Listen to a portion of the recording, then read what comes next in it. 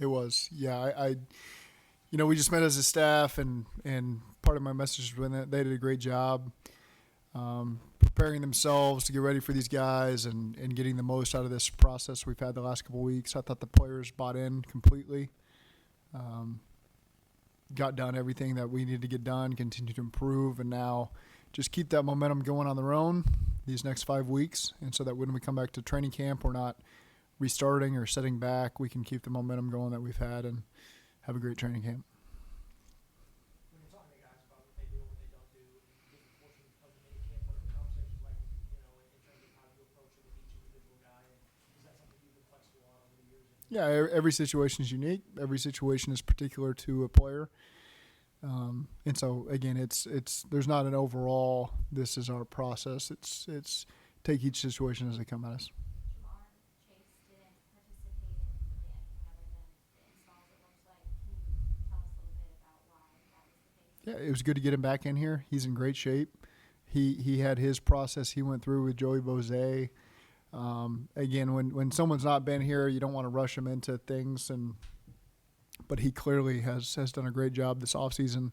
Really happy to get him back in the building. He was in all the meetings, did all the walkthroughs and all that stuff, and then did a great job mentoring some of the other players as he was out there during practice. So I thought we got what we needed out of him, and was appreciative of him of even though it is mandatory. I mean, you see it's not, there's still guys that aren't always there, and he showed up and did everything that we talked about him doing. How did Dax progress, and what did he progress the most in? I hate to speak for him, but he certainly looks very comfortable playing out there at corner. And I think Chuck's done a really good job of getting him ready and helping him compete. And so I think that's a really good room right now from a competition standpoint. And Dax certainly has continued to make improvements over the course of the spring and put himself in a position that we feel really good about. How important was it to have Ted back in the diagonal linebacker on the roster for you guys? Say that one more time. How important was it for you to have Ted Karras back after his extension? Ted's a big part of what we do, as a captain, and he's always led the right way. And so, again, happy that we were able to get that done and keep the train moving up front. What's the biggest part of his leadership, Zach, that you've seen been around him, and just how he leads? Loves football. Loves football. And so you love a center that's obsessed with the process, takes a lot of pride in the position, not just being a football player, not just being an offensive lineman, but being a center. And there's a lot that goes into that, and Ted takes on all that, takes complete ownership of it, does a great job with the communication, starting the communication up front, the communication with Joe, the communication with us as coaches. And then as a leader, as a voted captain, the communication as a team. He's a guy you can trust. And so, again, he's about all the right things and still's got good years in front of him. Is he somebody, you've been around him a lot, you've seen grow and take the position and maybe become even more of a force? I think as you're with a new team, you become more comfortable, certainly as time goes. But his reputation is what it is now. This has always been what we've heard about Ted, and that's what we've seen firsthand. And so it's we're not surprised by that. And certainly I think as the months go by that he's been on our team, he's probably more comfortable. But I wouldn't say that I ever noticed Ted was uncomfortable on our team. How important are these 5 or 6 weeks before training camp? Again, they have to keep the momentum that they've already established. I'm really excited for this locker room to finish up. Anyway, they got to continue the momentum because, again, the guys have put in great work. We've made great strides at every position, at every unit.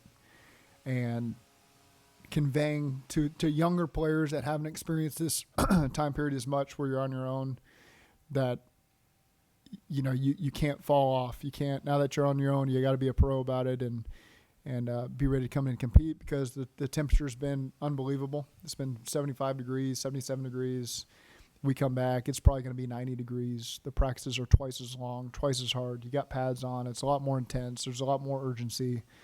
And so just doing everything you can to communicate that things will change when you come back, and making sure that they put themselves in the best position possible to be able to compete. I'll let you finish up. Cincinnati Cyclones come Yep. to speak to the team. What is it you look for when you bring in guest speakers to talk to the guys?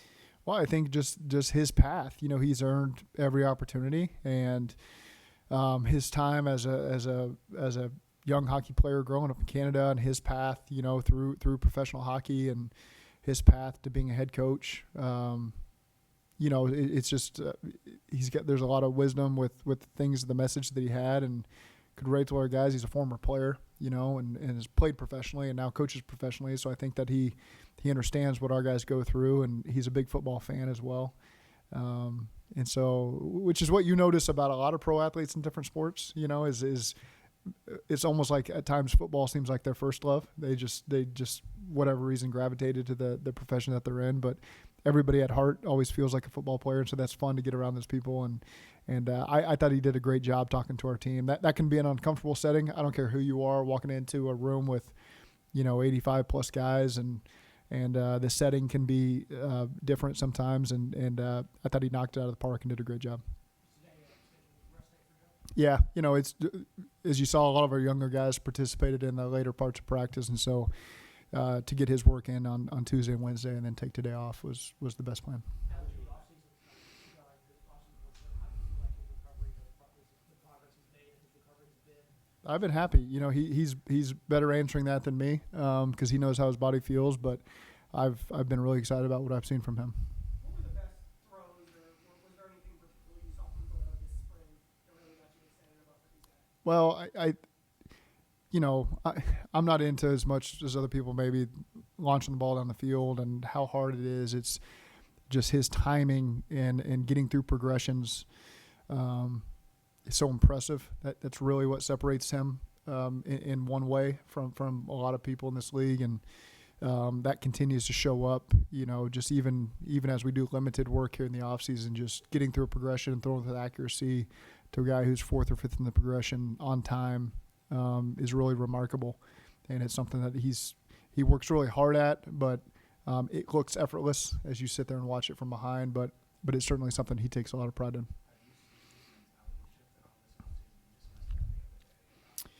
Playing for September, to be healthy in September, not necessarily being on his A game or full. I mean, you always see a high level of urgency from him, and that's all I can really measure players on.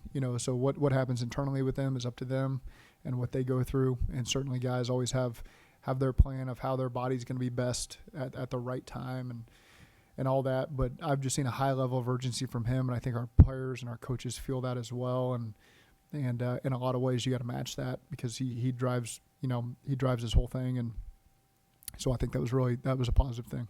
Seeing that jumbo look with Mims and Brown in person, is that as eye-popping to you as it may to the rest of us?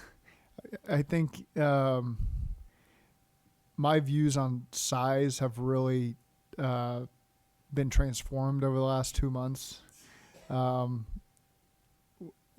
There's large people now that I view as small.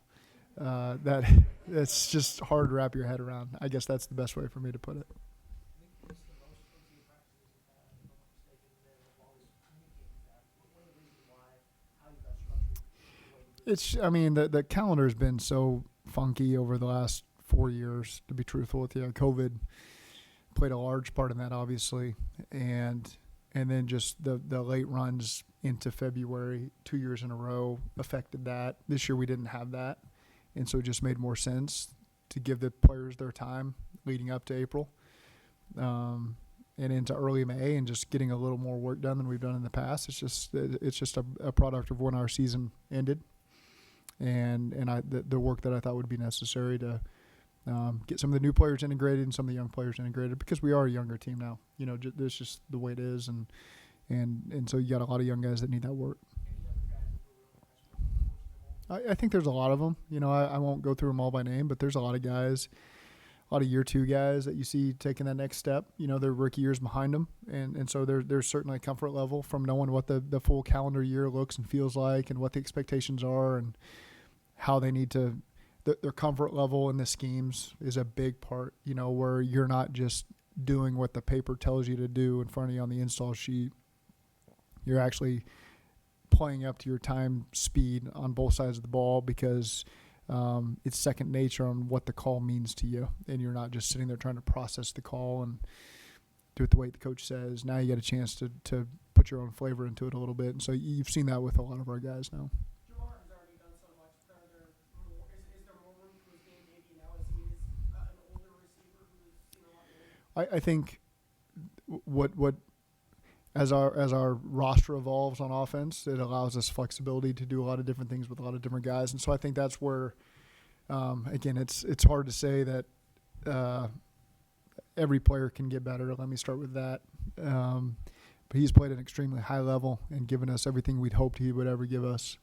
And so now it just comes with the flexibility of the personnel we have on offense. It changes from year to year, and this year will be a change. And so that can change his role, shift his role in some ways. In some ways, it'll be the same as it has been. So, he and I have had good conversations about that, and look forward to seeing what the season brings that way.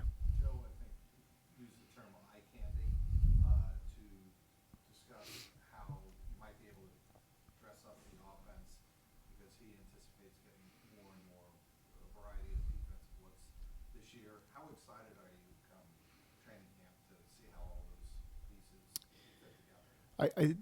It'll be interesting. It's once you put the pads on and you're 11 on 11, and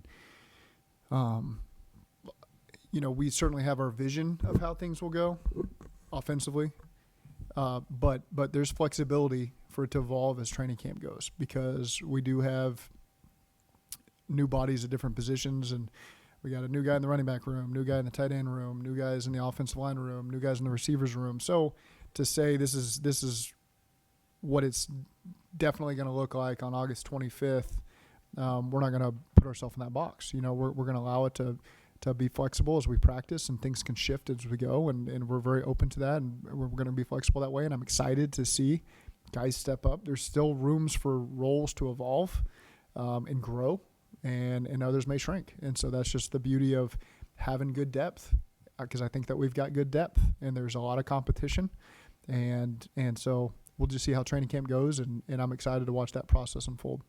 Chase Benson worked a lot in the offseason on his ball catching. Mm-hmm. Joe Burrow spoke about how he noticed a big difference. What did he notice from Chase? Yeah, I think he took coaching and worked on it hard, and that's exciting to see. A guy that you can just make a small comment to, and 4 months later it comes back, and you can tell he's really emphasized it. And so I think that's everything we knew about Chase. That's everything we thought we had with Chase. A guy that's going to continue to grow and understand what that role entails as a running back in this league. And the more downs you can put yourself on the field, the better. And he's really worked hard to do that. It's noticeable, and that's a real positive. I'm not gonna put you in charge of construction schedules, but is that supposed to be done by camp? And if it's not, does that make it a lot harder to do something logistically? That falls into the injury timeline predictions that I'm not. What you love is, shoot at 7 a.m. they're doing this, and so that's encouraging. So I'm not making any predictions, but everything has been positive so far. Is there challenges though?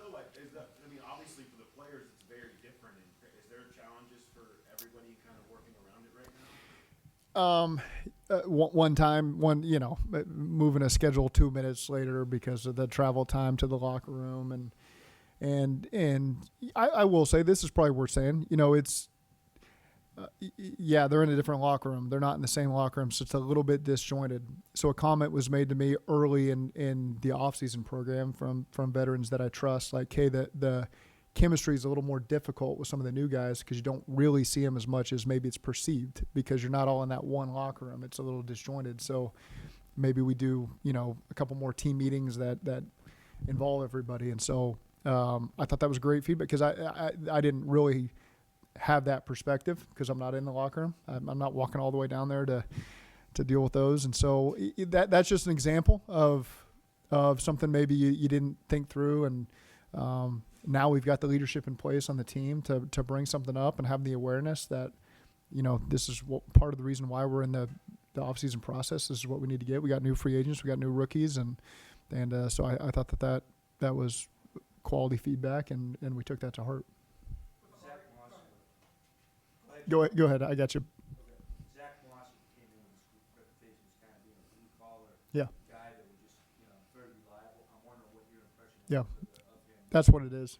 Just comes to work, and a guy, certainly you can see his comfort level in the offense grow as the offseason's gone, and he's very comfortable. And again, running backs are a little bit easier to evaluate when you put pads on and you're doing 11 on 11, but really excited about what we're getting from Zach, what we expect to get from Zach, and so far so good. Offensive line, probably another. He spells his name wrong, but other than that, go ahead. Offensive line, probably another position that's hard to evaluate right now. Yeah. Marius, are you seeing kind of what you would hope to see at this time? Yeah, I mean, you phrased it right. There's a lot of positives in the springtime when you have helmets on. They're doing the right things, and it's alarming if they're not. They're doing the right things, and so Marius is the guy you ask about, and everything has been positive. The things that we hoped we would get from this time of year from a guy like that, he's checked those boxes. Now's the big part. Consistently doing it over training camp and blocking people and being able to react very quickly. That's the part that I'm excited to see. How he handles all that. Joe said he's got a plan over the next month, or he's got a whole plan with Joe back when he comes back to camp. Mm-hmm. How much do you kind of stay in touch with him throughout the course of these next few weeks to kind of see how things are? There's a balance there. He knows that there's an open line of communication, and I made sure to have all my conversations with guys like that this week of things I need leading up to training camp, and there's certainly potential to have more of that. But this is a time where you like them to have their space, and I'm mindful that any phone call from the head coach, any text from the head coach is, oh boy, what's this about? So I try to give these guys their time and the lead up to it, cover everything I need to cover, and ask any questions I need answered, and excited to get those guys back, after July 20th. Given kind of what his offseason looked like and his training camps look like, how important is these next 6 weeks going to be for him, basically the chart the whole for the season? It's the same for everybody, really. It's these guys just maintaining what they built up to this point, and he understands that. It's making sure everybody understands that, because guys fall on different ends of the spectrum there, but he certainly knows what he's got to do to be ready for training camp. Does the grind stop for you? Do you have any plans for the next month? Not big plans, no. It's sometimes it's just nice to get everybody out of here and move at your own speed and get finalized on some things for training camp, and so but it is important, the things I've learned, to spend time with your family and take the time off when you can get it, and whether it's just putting in a couple hours every couple days to make sure everything's fine-tuned for when people come back. And I've got a pretty good balance there, I've discovered over the last 6 years, and continue to maintain that. With the Mar report that you have played a big role in keeping a virus, what led to the decision to kind of get involved in the Well, it's a big part of certainly the overall community, the community I'm a part of over there in Mount Lookout, and I had a neighbor that kind of was spearheading that, and so it was not just me. I can promise you that there was a lot of people involved, and so again, just it's a big part of my 4th of July, and so I'm happy to continue to see it, and I think a lot of other people in that community are, but it wasn't just me. There was a lot of people involved in that probably aren't getting all the accolades that came my way. Mm-hmm. Yeah, because this community is important to me. It's really impacted my life, my family's life. It's a place we've wanted to be since 2016 when we first experienced moving here when I was at UC. And so obviously everybody here in this town has done so much for me that there's very easy ways for me to get back to the community and be impactful, because that's a role that I have and it's important. And, I certainly have a podium here that can impact people, and you can do that in a lot of different ways. And I've always said this, my interactions publicly have been 100% positive, and I'm not making that up, and even just as simple as the Reds game, I love talking to the people sitting around me, and it's always positive and always supportive, and we're always behind you, and not just me, but the Bengals organization. And so I love those interactions, and, there's, because you know how quickly it can be taken from you. And so, you got to enjoy it while you got it. And it's sincere for me. I hope people can feel that because it's just how we feel about it.